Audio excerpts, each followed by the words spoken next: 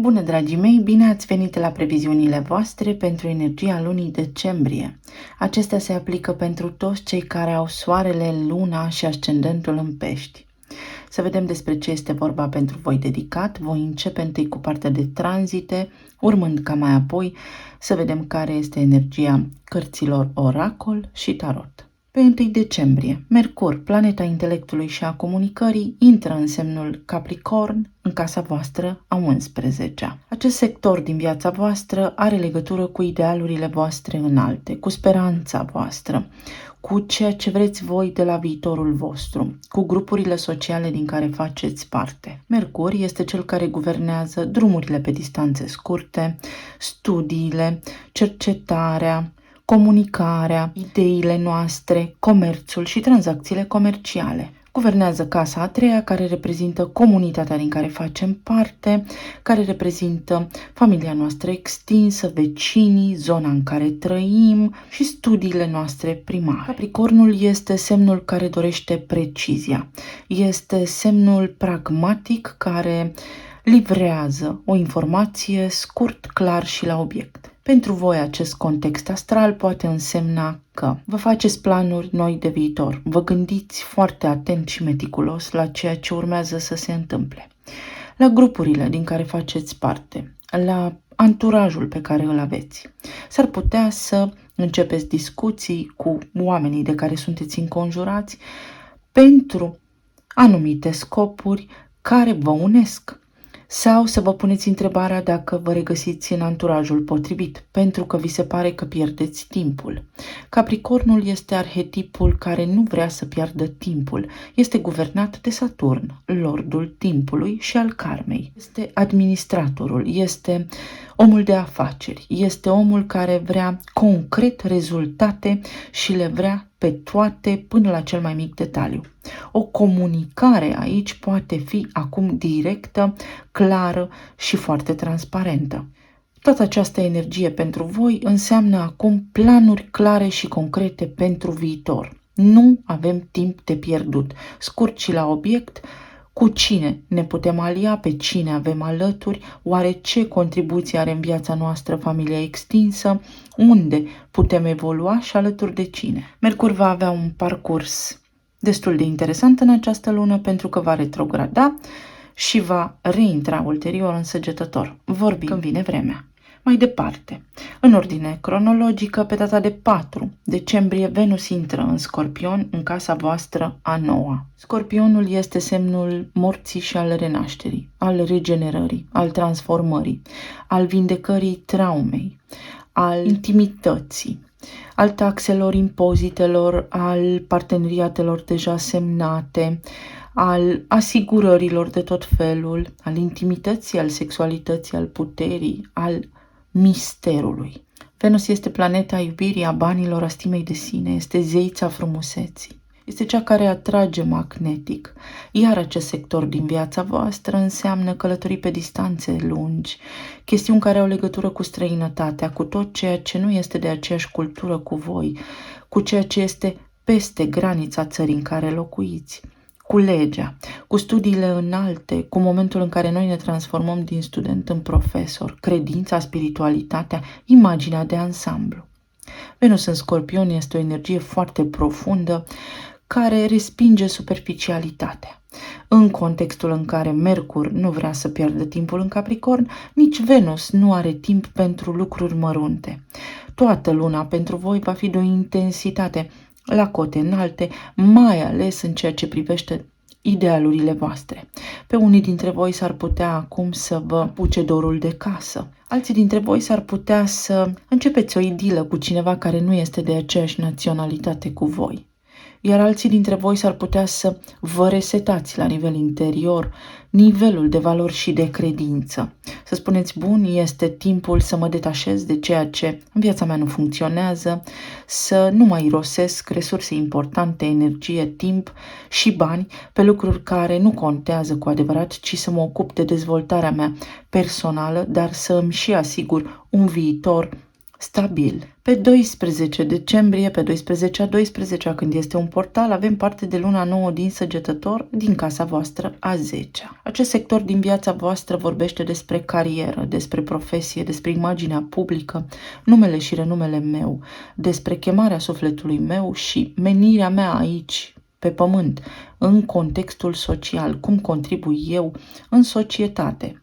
O lună nouă spune intenții noi, noi angajamente. Vreau să pornesc ceva acum, care are legătură cu Săgetătorul, cu înțelepciunea, cu imaginea de ansamblu. Vreau să mă uit la toate lucrurile din viața mea care au legătură cu cariera mea, cu profesia mea, cu ce am dat eu lumii și cu ce am primit de la lumea în care trăiesc. Vreau să-mi schimb numele. Unii dintre voi puteți să vă căsătoriți, alții dintre voi puteți să divorțați, alții dintre voi să urcați în grad social, să vă luați o titularizare, să vă schimbați profesia, titulatura.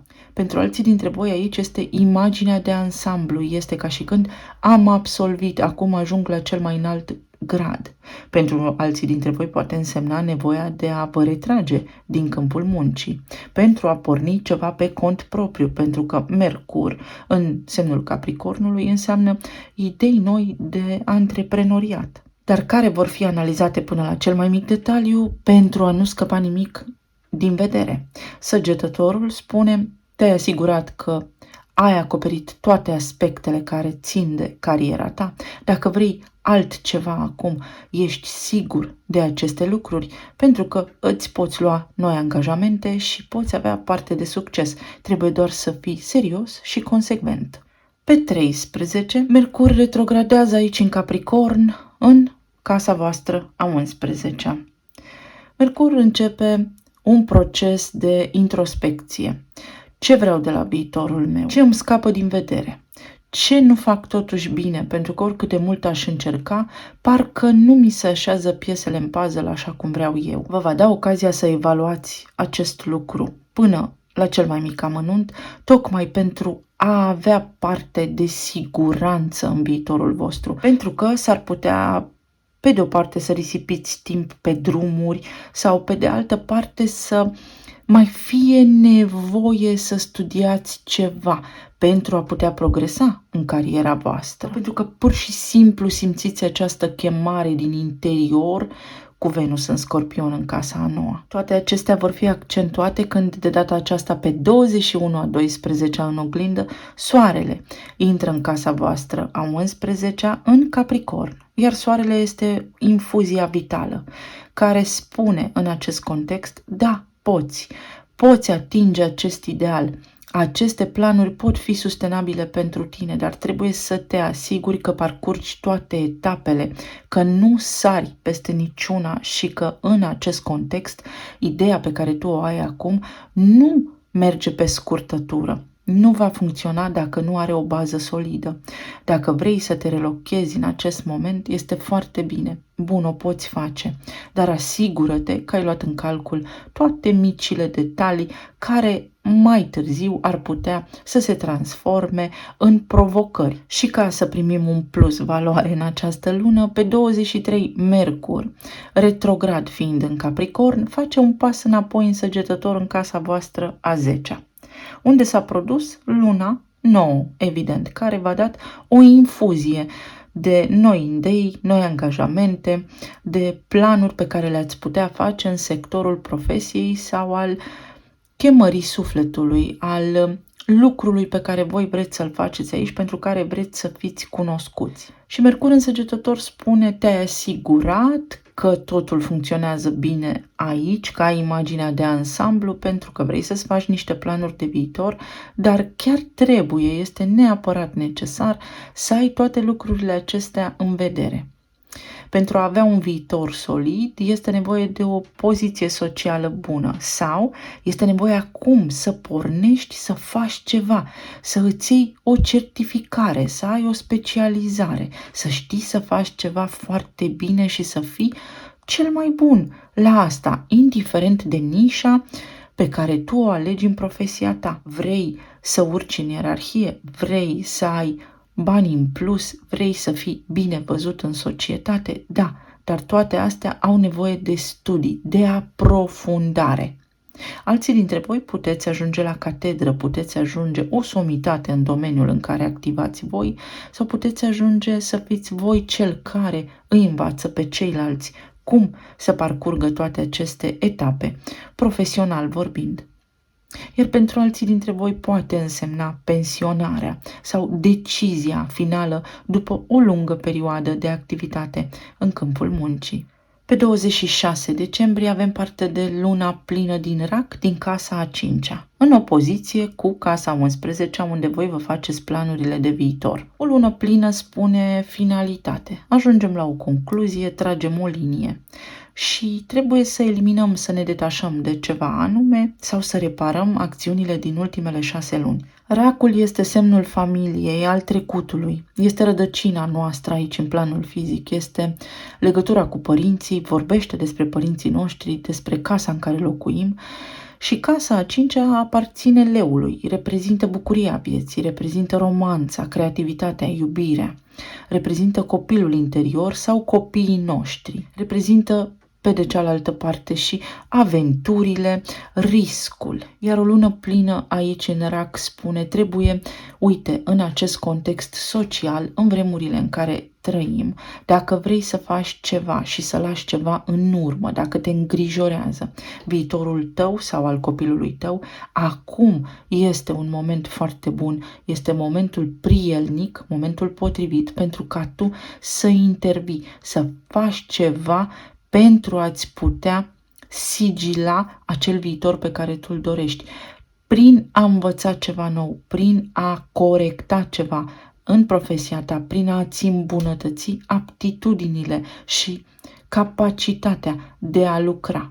În acest context aici s-ar putea unii dintre voi să renunțați la o idilă, să renunțați la o idee de iubire, la o romanță, la o relație începută, dar care nu părea că duce nicăieri. Pentru alții dintre voi aici poate apărea cineva nou, care acum să-și dorească familie, cu care să puteți păși în siguranță în viitorul pe care voi încercați să-l proiectați acum. Pot apărea chestiuni legate de copiii voștri care ajung la o finalitate, care în sfârșit reușesc să facă ceva ce le face plăcere, ajung într-un punct culminant cu niște proiecte, au niște rezultate și se bucură de acestea. Iar pentru alții dintre voi va fi ca un fel de semnal de alarmă. Este momentul să te maturizezi și să nu mai risipești resurse importante, energie, bani, timp, în lucruri mărunte, ci mai degrabă în casa ta, pentru familia ta, pentru viitorul tău sau pentru ca viitorul tău să fie stabil. Și nu în ultimul rând, pe 29 decembrie, în apropiere de sfârșit de an, Venus, planeta iubirii și a banilor, zeița frumuseții, face un pas înainte în Săgetător, unde îl întâlnește pe Mercur retrograd și unde vine să ofere sprijin și suport în casa voastră a 10-a, în casa carierei și a profesiei, a numelui și a renumelui, a titlului pe care noi îl purtăm în societate, al imaginii și al scenei publice, fiind o energie magnetică, având legătură cu stima de sine și cu banii, cu siguranța, dar și cu frumosul, cu confortul, vine și spune, ești în siguranță atâta vreme cât tu îți știi foarte bine treaba, atâta vreme cât tu știi clar ce ai de făcut, te cunoști foarte bine, atâta vreme cât tu te dedici lucrului pe care îl faci, vei avea și câștiguri materiale din asta. Unii dintre voi s-ar putea să investiți în niște cursuri care au legătură cu dezvoltarea personală, iar alții dintre voi să primiți niște bonusuri, să fiți remunerați, răsplătiți, recompensați pentru efortul vostru din ultimele luni sau să fie acel moment de pensionare, de retragere care vine ca și punct culminant în cariera voastră, dar să fiți mulțumiți de activitatea voastră profesională. Pentru alții dintre voi poate aduce o idilă la locul vostru de muncă, puteți fi văzuți, acum puteți avea o voce, veți fi auziți și apreciați în această lună. Eu vă doresc tuturor să aveți parte de o lună decembrie minunată, sărbători frumoase și să vedem acum ce ne spune și energia cărților oracol. Săgetătorul, casa a 10-a. Energia săgetătorului este cea a înțeleptului, a spiritualității, a credinței, a sistemului de valori pe care îl avem fiecare dintre noi, dar și al legii, al chestiunilor legale. Niște acte acum pot fi parafate, niște acte acum pot fi finalizate, niște demersuri legale pot fi acum finalizate pentru voi în această lună. Este o lună care vă poate oferi abundență, noroc și prosperitate.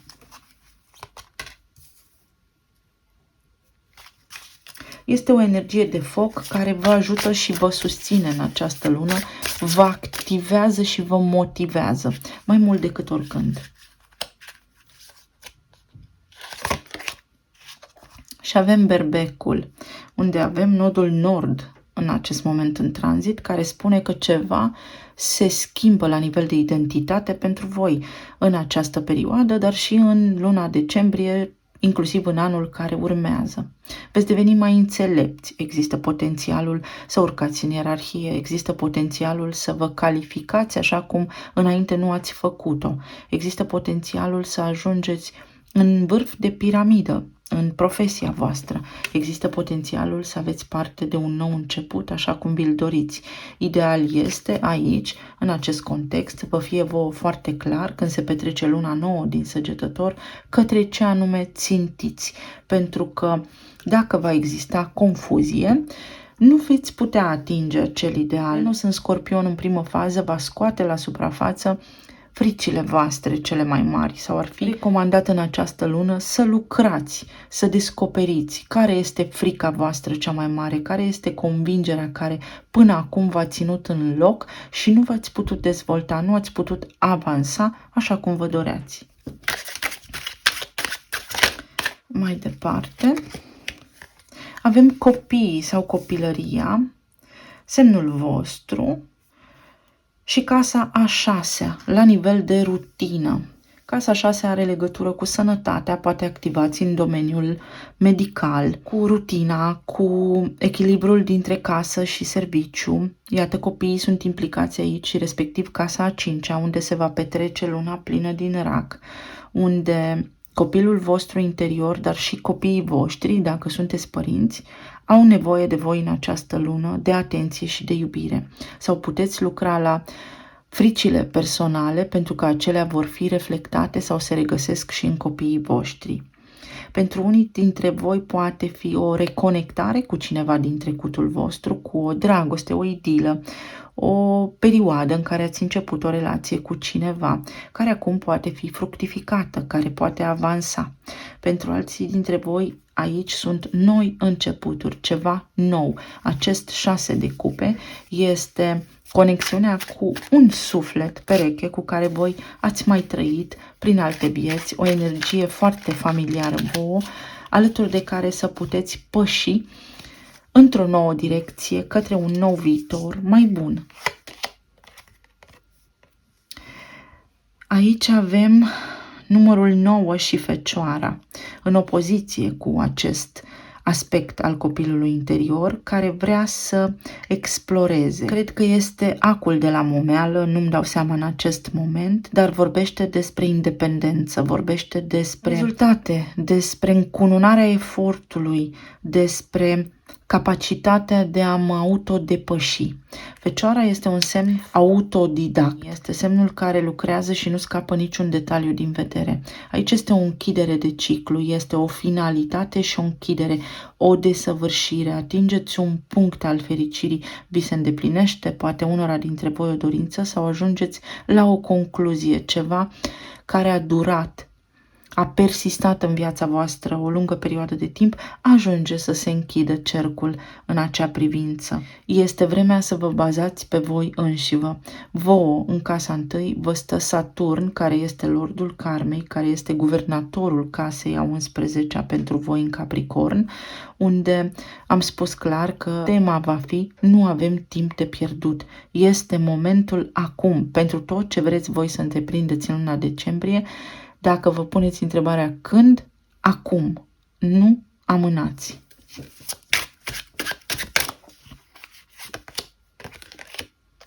Și avem din nou copilul.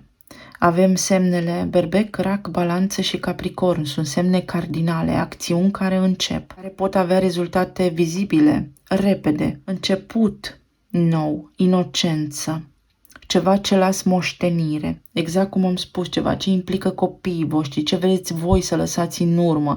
Prin casa 11 noi lăsăm moștenire lumii, familiei, prietenilor, ceva. O nouă etapă din viața voastră sau să știți că luna plină din Rac poate însemna o sarcină pentru cei care vă doriți acest lucru. Și aici avem tortul, sărbătoare, ceremonie, voie bună. Pentru alții dintre voi acea recunoaștere pe care o așteptați, acea apreciere la care foarte mult timp ați visat. Sărbătoriți ceva, o zi de naștere, poate unii dintre voi, a cuiva drag, sau vă simțiți ca și când ați renăscut. Casa 4 aici are legătură cu Racul, în mod normal, și Racul vorbește despre familie. O bucurie în familia voastră, începe ceva nou pentru voi.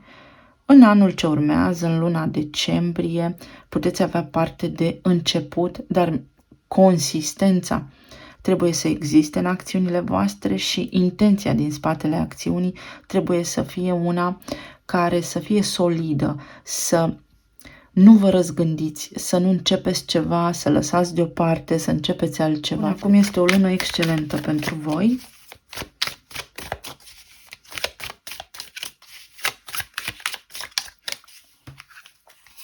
În relație, planul material și emoțional. Pentru pești, luna decembrie.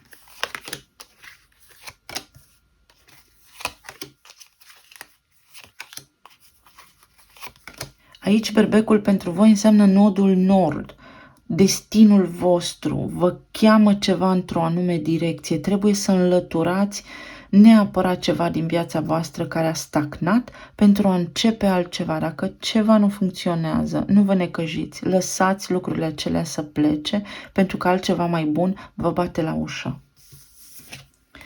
În zona relațiilor avem Regina de Spade, Faetonul și 10 de cupe. Pentru cei care sunteți singuri, este foarte important să vedeți în urma voastră, în trecutul vostru, ce s-a petrecut acolo, pentru că aveți nodul sud în balanță, în energie de aer, care ne spune că de fiecare dată voi repetați un ciclu, un tipar în căutarea fericirii, care poate se îndeplinea sau nu. Pentru alții dintre voi aici, chiar dacă sunteți singuri, poate însemna că sunteți singuri divorțați și că poate reapărea fostul sau fosta din trecut, alături de care să discutați, să reîncepeți o relație. Pentru alții dintre voi, văd că sunt niște cursuri pe care doriți să le faceți, unde puteți să întâlniți iubirea vieții voastre. Iar pentru alții dintre voi, la locul de muncă, puteți, să știți, sau prin cariera voastră, prin cariera persoanei respective, să înceapă o idilă.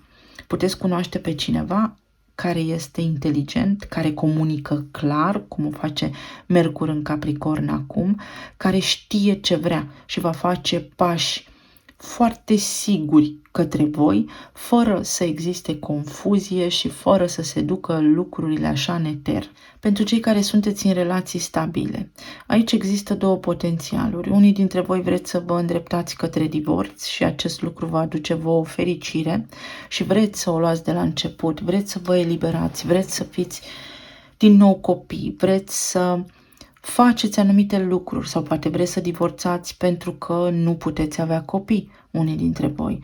Sau poate vreți să divorțați pentru că doar copiii vă bucură în acea relație și energia vă spune că această decizie vă poate aduce fericire, dar este bine să vă gândiți de 2 ori înainte la sistemul vostru de credințe, la lucrurile pe care voi le prețuiți și pe ce puneți valoare acolo. Pentru că Venus în Scorpion este o energie destul de obsesivă și posesivă, care ține foarte tare la propriile sale convingeri. Să nu cădeți voi singuri în propria voastră plasă, să fiți convinși de lucrurile pe care vreți să le faceți. Pentru alții dintre voi se îmbunătățește comunicarea din familie în această lună și veți avea o lună ca de basm. Iar pentru cei care sunteți în separare, poate exista aici o revenire, o discuție foarte clară, foarte sinceră, foarte pură, care să culmineze cu bucurie, cu petrecere, cu voie bună, să mai încercați odată, să vă împăcați cu persoana dragă. Iar pentru alții dintre voi veți spune stop și de la capăt. Atât a fost să fie, eu merg către altceva care mi-aduce fericirea pentru că știu cine sunt. Știu ce pot.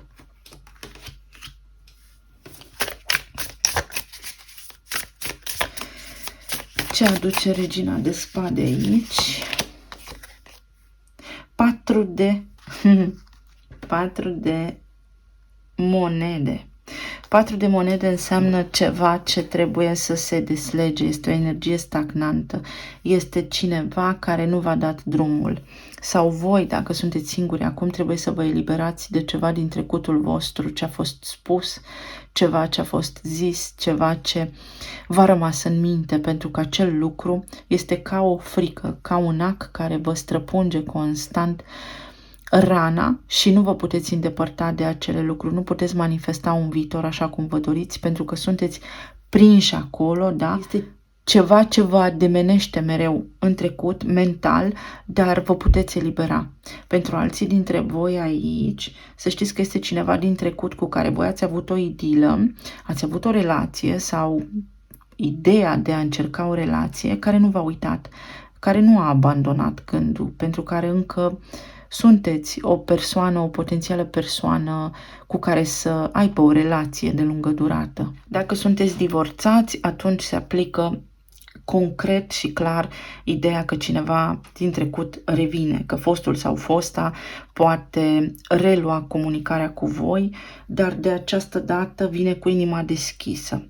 Voi să-mi spuneți cum rezonați. Pentru cei care sunteți în relații deja stabile și aveți gândul acesta al divorțului, în luna decembrie, cumva s-ar putea să vă răzgândiți, exact cum am spus. Să intervină aici pentru voi ideea de casă, copil, mai bine stau, îmi văd de treaba mea, să vă împăcați cu partenerul, să o luați de la început, mai maturi, mai hotărâți, să vă implicați în tot ceea ce ține de casă, de familie, de cuplu și veți vedea că într-o oarecare măsură și soțul sau soția este de aceeași părere. Nu prea vrea să se îndepărteze de voi. Pentru alții dintre voi, aici este o chestiune legată de comunicare, de apropierea de partener. Fie partenerul vostru a fost distant și în această lună veți vedea că încearcă să se apropie, că va fi mai disponibil, fie voi v-ați distanțat de partenerii voștri și în această lună puteți face pași către apropiere. Iar pentru cei care sunteți separați, pentru unii dintre voi există aici reminiscențe, există aici încă discuții care vor să fie purtate, iar pentru alții dintre voi ceea ce a fost spus a rămas spus. Cineva nu vrea să se răzgândească, cineva își susține încă punctul de vedere, deși energia spune, trebuie să renunți, trebuie să cedezi cumva. Aveți de a face, unii dintre voi, cu persoane foarte încăpățânate, care își susțin până dincolo de concret ideile. Iar în această lună, cumva, energia îi va împinge să-și revizuiască părerile. Faetonul vine cu 10 de monede, cu familia. Cei singuri, vă îndreptați către stabilitate, vă îndreptați către recunoaștere. Unii dintre voi vă puteți căsători, vă schimbați numele, din numele de persoană singură în numele soțului, dacă sunteți doamne, sau domnilor veți da numele vostru cuiva. Doamnelor cu care intrați într-o relație, vă îndreptați către stabilitate. La voi, dragii mei, energia este una foarte frumoasă și foarte stabilă în această lună. Puteți cunoaște pe cineva, cei care sunteți în cuplu, cumva ajungeți la împăcare, la armonie în această lună, la împlinire, veți fi bine în familiile voastre, foarte mulți dintre voi. vă răzgândiți dacă voia să divorțați sau discutați despre asta și parcă nu vă mai pare așa apetisantă ideea divorțului, ci din contră. Iar pentru cei care sunteți separați, 10 de monede și 10 de cupe aici spun două lucruri. Fie vă puteți împăca cu această persoană, fie este momentul să o lăsați acolo unde este relația în trecut, pentru că cineva este aici pe linia voastră de destin și poate apărea în orice moment, atâta vreme cât voi vă lărgiți orizontul, atâta vreme cât voi deveniți mai înțelepți și nu rămâneți ancorați în energia relației din care ați ieșit. Și 10 de cupe aduce cavalerul de bâte, curaj. Pentru cei care sunteți singuri, prin energia casei a 5-a, cineva vă curtează și este și energie sexuală așa, sau unii dintre voi, dacă erați singuri și începuserăți o relație cu cineva, s-ar putea să vă doriți să eliminați această persoană pentru că nu are material de relație stabilă și să vreți altceva de la viață. Pentru cei care sunteți în relații stabile, aici pasiunea, reaprinderea scânteii dintre voi, a pasiunii, va fi cheia succesului. Pentru cei care sunteți în separare, aici persoana la care vă gândiți voi este mândră, este impulsivă, dar să știți că este foarte, foarte tentată să facă un pas înapoi către voi. Și mai luăm o carte. Asul de cupe. Explorăm și să ieșim din casă, să vedem frumusețea lumii în care trăim, pentru că lumea este și frumoasă, nu doar plină de durere. Mesaje și vești care vă bucură, cei singuri puteți cunoaște pe cineva cu care să intrați într-o relație frumoasă, pură, cei care sunteți căsătoriți, dacă lucrurile nu au funcționat, aici există vindecare și iubire, trebuie doar să vă deschideți sufletul și să puneți o vorbă dulce, să oferiți un zâmbet, pentru că, în general, energia funcționează dai și primești, nu primești și dai. Iar pentru cei care sunteți în separare, aici o cupă vi se întinde, dar este o cupă nouă, mai degrabă decât una a reîncercării. Este o cupă nouă. Poate această persoană să fie din trecutul vostru, pentru că Mercur va fi în retrogradare, dar aici energia este una nouă. Poate această persoană s-a vindecat, s-a transformat între timp și de aici să fie această energie nouă. Avem pajul de monede, ceva nou începe, dar este ceva nou făcut cu sens, ceva nou făcut pas cu pas, ceva foarte bine documentat, nimic nu este lăsat aici la voia întâmplării.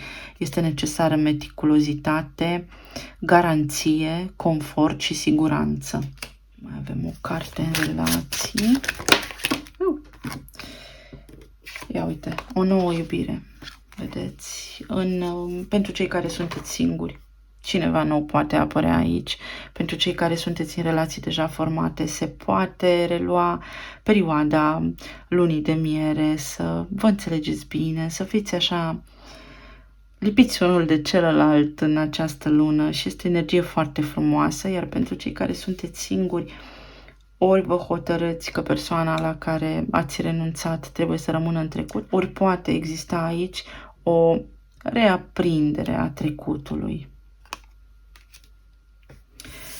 La nivel de plan material avem luna, 4 de spade și 8 de bâte.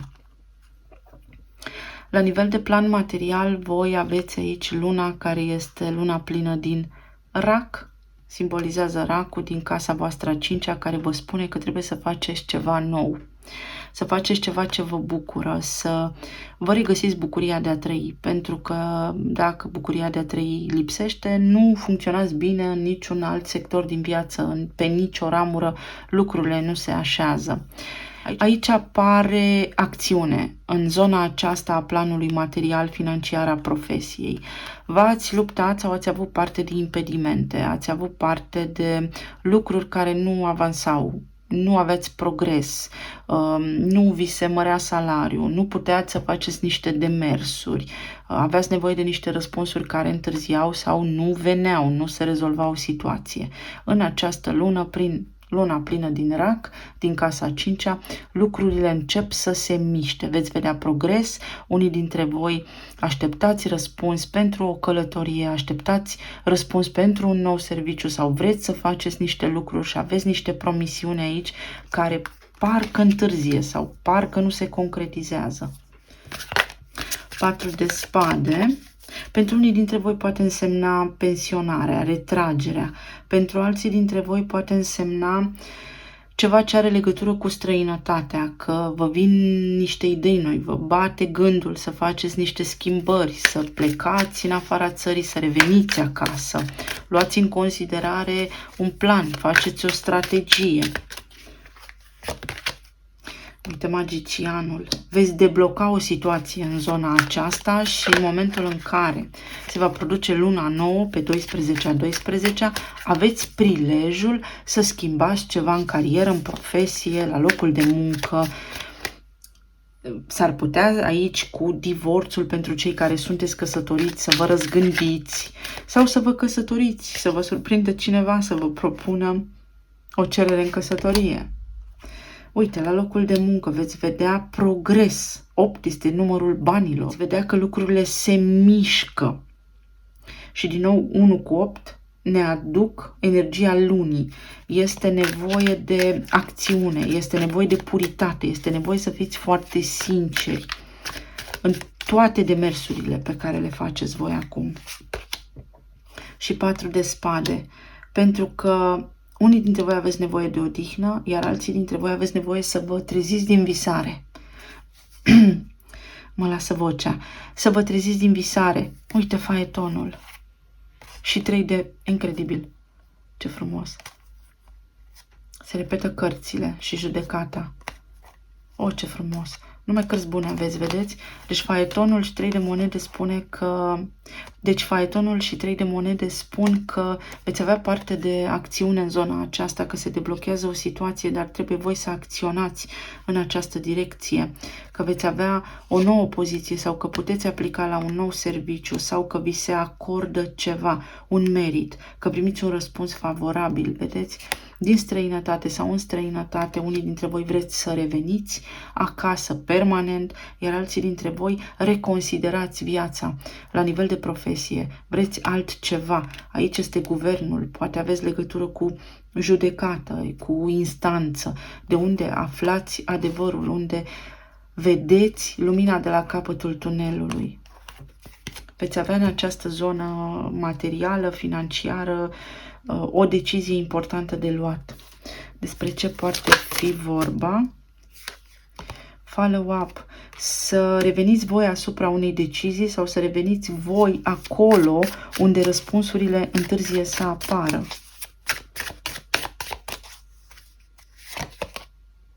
Aici este un împrumut aprobat, care poate fi ad literam, un împrumut aprobat, sau o mărire de salariu, sau o funcție pentru care acum puteți aplica. Deci aveți o ștampilă care spune aprobat, un contract de muncă, un contract de vânzare-cumpărare, o mașină nouă. Este un act oficial care este aprobat. Și aici avem cuvântul a vinde. Poate vreți să vindeți ceva, pentru că Mercur este în Capricorn acolo și vreți să faceți niște tranzacții imobiliare, pentru că semnul Capricornului are legătură cu imobiliarele. Voi știți cum rezonează, dar este o lună bună pentru tranzacții sau este o lună bună pentru a vă vinde pe voi, pentru a vă îmbunătăți aptitudinile, capacitatea, talentul și așa mai departe. Iar în zona emoțională, uite, a ieșit 9 de spade întors, cavalerul de spade și 4 de bâte. Aici veți ieși dintr-o perioadă foarte stresantă în această lună, repede și iute, iar la nivel de relație lucrurile se schimbă, progresează. Fie vă afiliați unor grupuri de oameni care vă ajută, vă luminează, vă oferă sprijin, ajutor, fie în relația voastră, ceva ce nu funcționa se clarifică, vă împăcați cu persoanele iubite, ajungeți la armonie, vedeți, o luați de la început, sărbătoriți, aici avem 4 de bâte, avem 4, care este berbecul. Asta este o carte a leului, bucuria vieții, unde se petrece luna plină. Unii dintre voi tăiați de pe listă persoanele care nu vă ajută, care vă fac rău. Pentru alții dintre voi primiți o veste bună care vă liniștește, vă aduce liniște și vouă în casă, dar și vouă personal, care are legătură cu sănătatea, care are legătură cu starea de bine a cuiva. Unii dintre voi primiți subit, neașteptat, o cerere în căsătorie. Poate erați la stadiul de ne întâlnim, ne vedem, tu la casa ta, eu la casa mea, dar în sfârșit, uite, ajungem să ne mutăm împreună. Aici este regele de spade, cineva foarte sincer. Este energia vărsătorului din casa 11. Totul este foarte limpede acum în legătură cu ce am de făcut. 10 de spade, clarifică 9, este 10 de bâte, scuzați-mă, clarifică 9 de spade, mă eliberez de acea povară. Ceva ce a durat foarte mult, blocaj, stagnare, dispare. Și aici avem înaltul preot, peste 4 de bâte, o relație oficială, o căsătorie, vă eliberați dintr-o căsătorie sau în sfârșit puteți să discutați despre următorul pas în relația pe care o aveți. Pentru alții dintre voi este acel răspuns care vă vine și vă ușurează viața. Pentru alții dintre voi rezultate bune de la medic, scăpați de o povară, de o grijă, vă liniștiți într-o privință. Talismanele.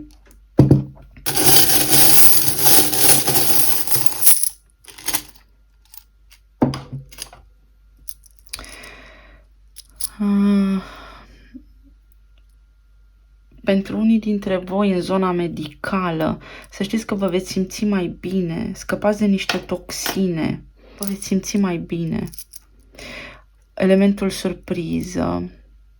Și avem numărul 12 și 7, casa 12 care este a voastră și 7 relația. În relațiile voastre pot apărea acest element al surprizei, o cerere în căsătorie, să vă răzgândiți într-o privință. Uite, serotonina, fericire, ceva ce vă aduce vouă fericire, sărbătoriți, o luați de la început, mâna destinului, pentru că meritați.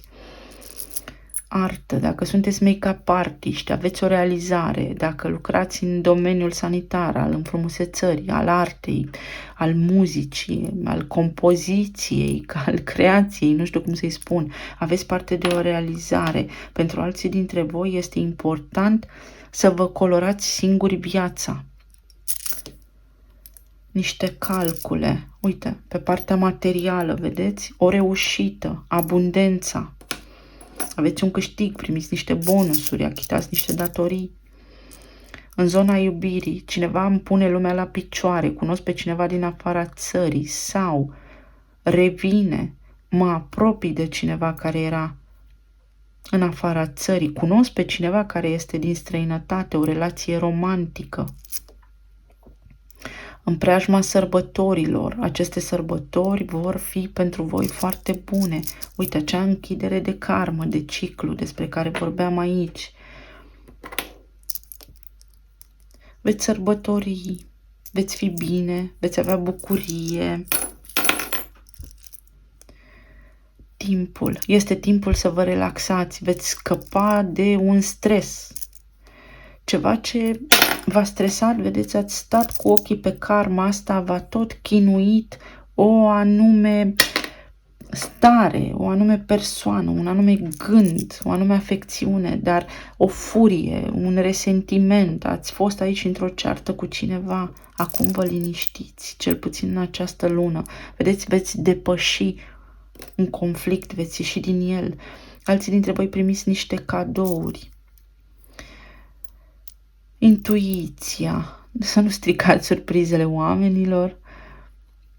Să vă ascultați intuiția, pentru că intuiția vă spune dacă nu vă place ceva, dacă nu vă convine o situație, să știți, creierul vostru percepe înaintea voastră că ceva nu este în regulă acolo. Din nou, cadouri, putere, veți fi foarte bine. Aveți o șansă acum cu luna nouă din Săgetător în casa a 10-a să vă schimbați, să semnați un contract, să vă schimbați funcția, să faceți ceva foarte bun pentru viitorul vostru, să puneți bazele unui lucru nou care vă schimbă viitorul, îl face mai stabil.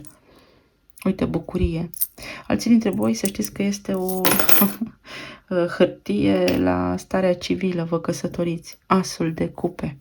O iubire nouă care poate apărea aici, iar aici este ceva legat de glanda tiroidă.